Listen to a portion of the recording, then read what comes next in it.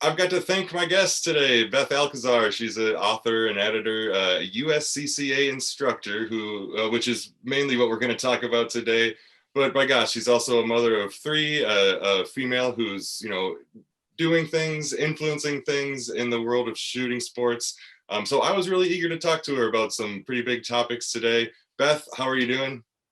I'm doing great. And I'm so excited for the chance to share this kind of information because, I mean, day by day, I just keep getting more and more questions from people, and people are just dying to know answers and information. And it's really exciting to see all the growth and the interest.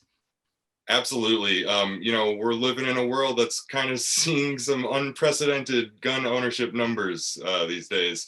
Previously unseen ammunition shortages, price surges, all these things, plus a, rising concern among maybe the less knowledgeable, the less educated that, guns are the source of a lot of issues and therefore big changes are needed.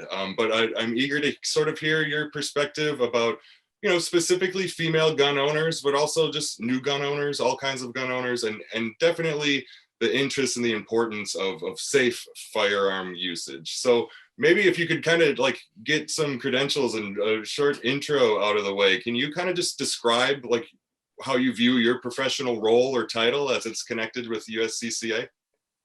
Yeah, I'm happy to. It's kind of funny because my official title with the USCCA is associate editor, and that really doesn't even scratch the surface, though. I'm really lucky and really blessed to be able to kind of have one foot in the training side or the educational side. As you mentioned, I'm an instructor, so I get to travel the whole country and teach. But my other foot is pretty firmly planted in that content side. So when it comes to videos, when it comes to books, when it comes to the magazine, I kind of get the best of both of those worlds, and it's a really awesome opportunity to be there. It also kind of trickles into a little bit of advocacy. I've been working with several different organizations, local and national, to make sure that people understand the voice of the Second Amendment advocate is not that stereotypical one that we're, kind of accustomed to, that's been thrown around for many, many decades. So that's an awesome opportunity, especially as USCCA also gets more involved with just making sure voices are heard across the board for those who believe in their natural born right to protecting themselves and their loved ones. Yeah, absolutely. The things you mentioned about wearing different hats, like can certainly relate, and also working on the content side of things, which often comes down to messaging and how Yeah. you're getting the right sort of messages out. And obviously really important stuff, both in your world and in mine. So that's cool that we can see eye to eye on that. Maybe could you give us a little bit of an idea of like your background and just sort of how you got into and interested in firearms? Like, kind of what is it that makes you a subject matter expert? Yeah, it's kind of a weird story, so I'm going to try to kind of shave down on the details, but I've been part of the industry for about 20 years. I kind of got into it on happy accident. It was serendipity. That's the only reason, or the only, I guess, information I can provide, that I wanted to know more about the world of editing and writing and marketing and public relations, and happened to work with a really great mentor who was very, very deeply involved with shooting, hunting, outdoor, and all the sports involved with that. So that's how I kind of got my first look at this industry and really loved it, lived vicariously through a lot of different individuals who were advocates or hunters or just entrepreneurs. And honestly, though, my background's education, two of my degrees are education based. And it was kind of a weird situation for me, kind of between jobs, wondering, what am I going to do with my life? What should I do when I grow up? Without military or law enforcement background and not really having guns in the home, I ended up choosing a career that is completely immersed in firearms and self-defense and situational awareness, conflict avoidance, and all these things that are so important, I think, for people of all walks of life to be involved with. So again, happy accident, got involved with the industry, and then I relentlessly pursued the USCCA because of my background in education. I saw an organization that was just as serious about reaching people with the important information that they need to know to be safe and responsible. It's not just about buying a gun. It's not just about, let me get my permit. There are so many more steps. And honestly, it's more of a mental preparation and a lifestyle choice than it is just a physical preparation or a physical change here and there to be able to carry a gun and use a gun proficiently. So here I am now, and I'm absolutely loving it. I basically left the traditional classroom 8 years ago for the shooting range, and I haven't looked back since.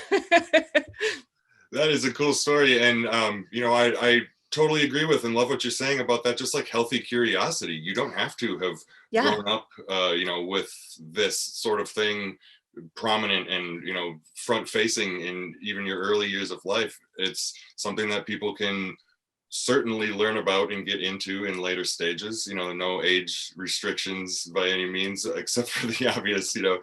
But yeah, it's I think that's an important factor. There's always a need to want, and a need and a want to learn more about Yes. stuff, and this is a great industry and world to dive into for sure.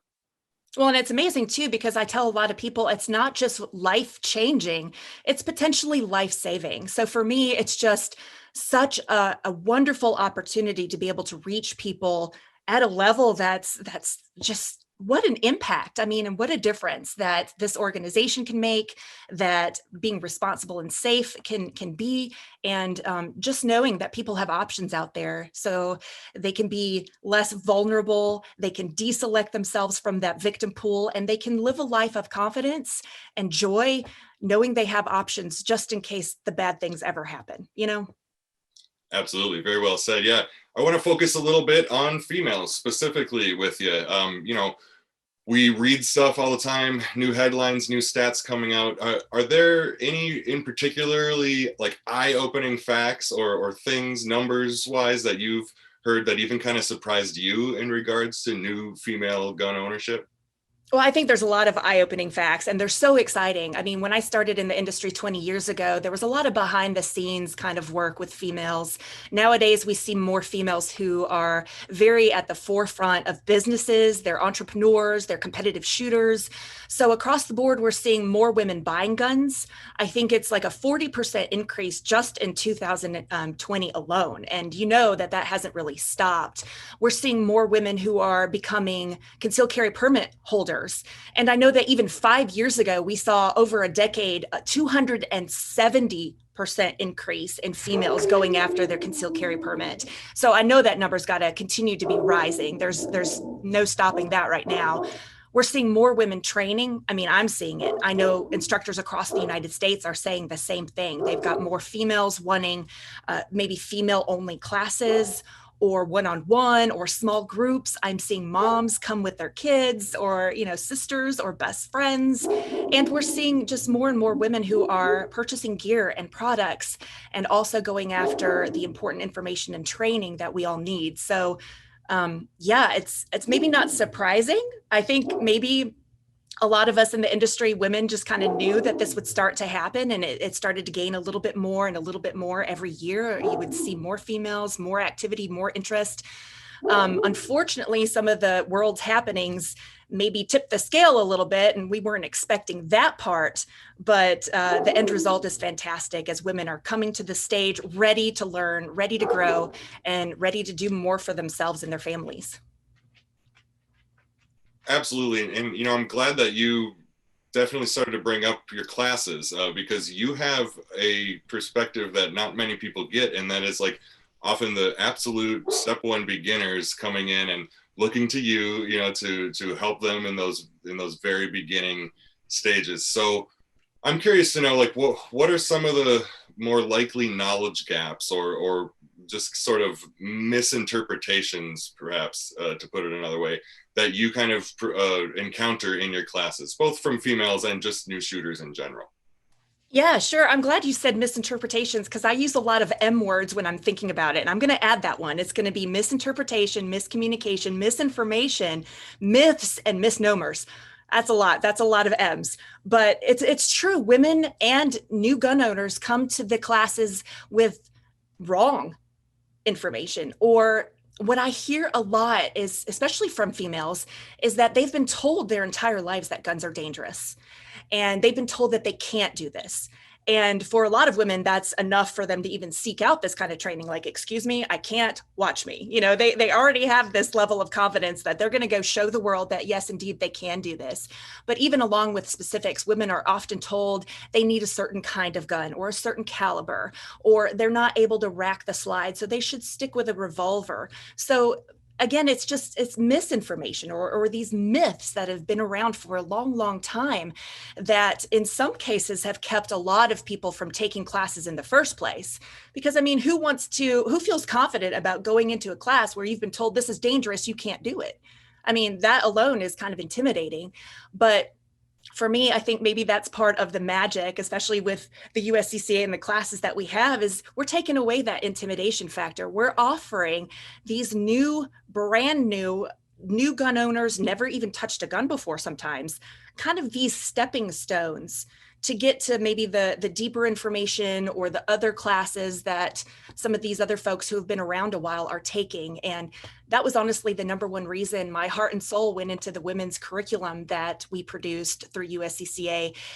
I had so many guys asking me, how do I get my wife involved, or how do I get my college age daughter, to think about safety and to think about situational awareness? And again, putting together those stepping stones as an organization is huge, because now we're welcoming people to their level and their interest without that intimidation factor, and they can just go from there and they can grow from there. And it's a fantastic thing to watch.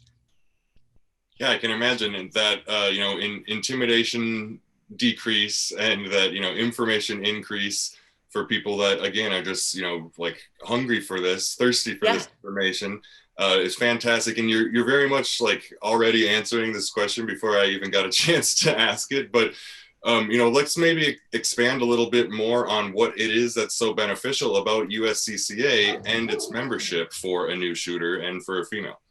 I think, in my opinion, one of the things that just really stands out is that I feel like we're almost like a catalyst to safety and responsibility, to confidence, proficiency, and success with a firearm. I feel like along with those misnomers or that misinformation or misinterpretation, a lot of people think, I'm just going to buy a gun, I'm good to go, or I'm going to get my permit, I'm good. But there's so much more to it. And there's a whole world that opens up when you think about the USCCA offering self-defense education, the training that we have, and of course, the liability insurance. There's so much depth, layers and details to that lifestyle. And if you're committed to it, the USCCA is ready to help you pretty much any step of the way. And that's the coolest thing. Like I said, it's more than just the stepping stones. You can jump in with different drills, different exercises for dry fire, since ammunition is still a little hard to find. You can look at our online portal and find what teachers and classes are available near you. You can look for the blog or other information from Concealed Carry Magazine that has in-depth studies on whatever topics you're looking for. So I feel like it's just, I don't know, it's that missing piece for a lot of people. That we can just come in and help the whole community understand that if you truly want to be a person who can help your family, you can't be a helpless individual. You can't be uninformed. You have to do your research and you have to put in that time and dedication. And luckily, we're here to give you all those things that you would need to be able to be successful. Yeah, you said something I think real important at the end there, protect your family and care for your family. And then that also ties back to what you were mentioning with males coming up to you and approaching and saying, how can I get my wife into this? So as much as you can to your ability, what could you tell us about like that family membership side of the USCCA, which, seems like there's a little extra incentive there?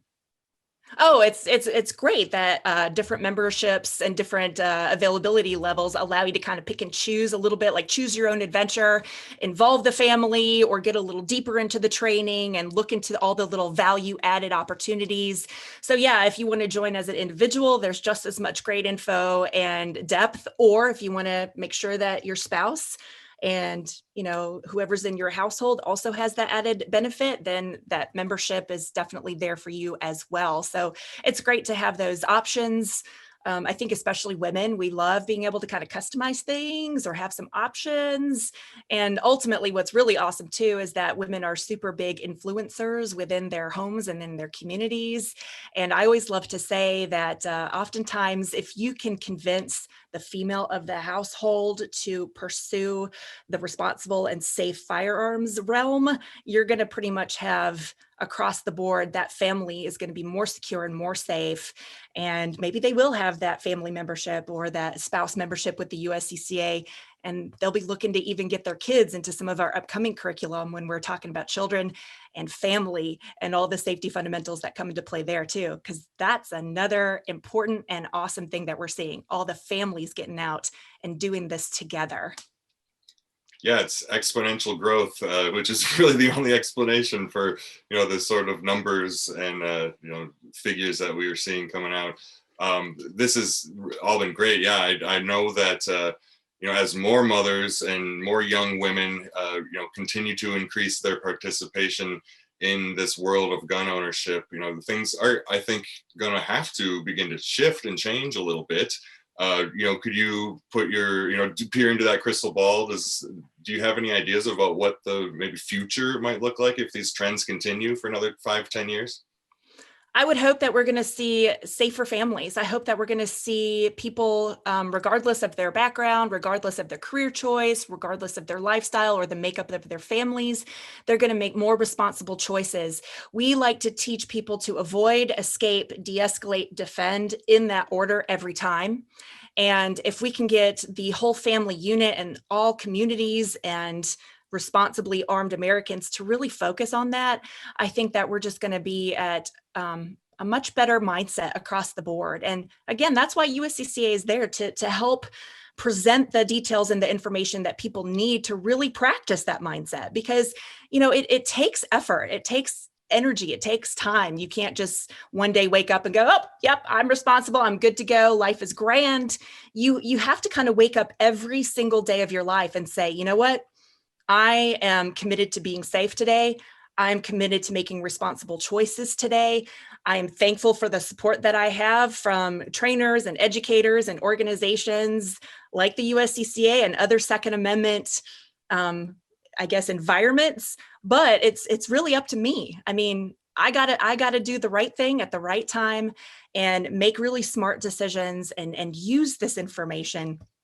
In some ways, it's kind of crazy to say this, but all the firearms training that we have, we never want to use. We never want to have to put that to use. We want to make sure that the conflict avoidance, the situational awareness, and all the other great stuff that we're learning is what keeps us safe and keeps us from ever having to get involved with a situation where we do need to protect ourselves in a way that we've had to use a gun or another weapon or whatever the case may be. We want to use this first and make really smart decisions. Most definitely. I knew you were going to have an interesting and important point of view. You definitely delivered. It was just, I was really eager to talk, and man, I sure hope that we get to continue, exchanging some ideas and communicating, because there are really seriously important things I think that both you and USCCA as an organization can do for this really large group of people who are just getting guns for the first time, and ideally wanting to learn about the safest and most responsible way to own them. So this has been great. And also, as much info as you just packed into your brilliant responses, that is, a drop in the bucket of what I know USCCA offers. So yeah, it'd probably be helpful if you could, fill us in on maybe where people could find out more, learn about memberships, and go as far as becoming a member.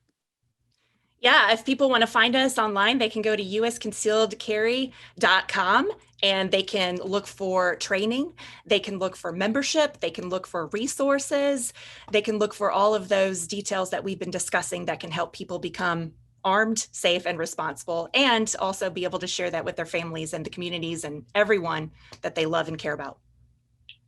Fantastic. Yeah. Is there anything we left out, Beth? Was there anything else you wanted to make sure you added or got across? I just think that I want to make sure people know that we are so excited as a firearms community to welcome everyone. We have so much diversity that we're seeing right now. Like I said before, all backgrounds, all walks of life, different career choices, different ages. I mean, everyone from that businessman to that college age student to that single mom. I mean, we're seeing so much, not even to get to the political side of things or the other side of things where people can really get into some interesting debates, but we're seeing such an amazing unification of diverse peoples who have come together because they realize the importance of protecting our right to protect ourselves. And I always say it's really boiled down to four simple words: we are worth protecting. And it's great to see more and more people realizing that and taking action because of it. Yeah, really beneficial, advantageous stuff that Beth and the USCCA has available. Highly recommend folks check it out. And Beth, it's been a real pleasure. I really do hope that this isn't the last time we get to chat. And you've set a very good example, I think, for what advocacy and for what just the meaningful messaging should be around this sort of thing. So I really appreciate your perspective, and thank you so much for the time.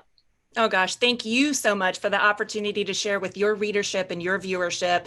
We're all in this together, so it's great to have more people fighting the fight and just enjoying the life ahead of them and, making those smart decisions, like I said. So thank you so much. Absolutely. Best of luck, and we'll talk again soon, hopefully. Thank you.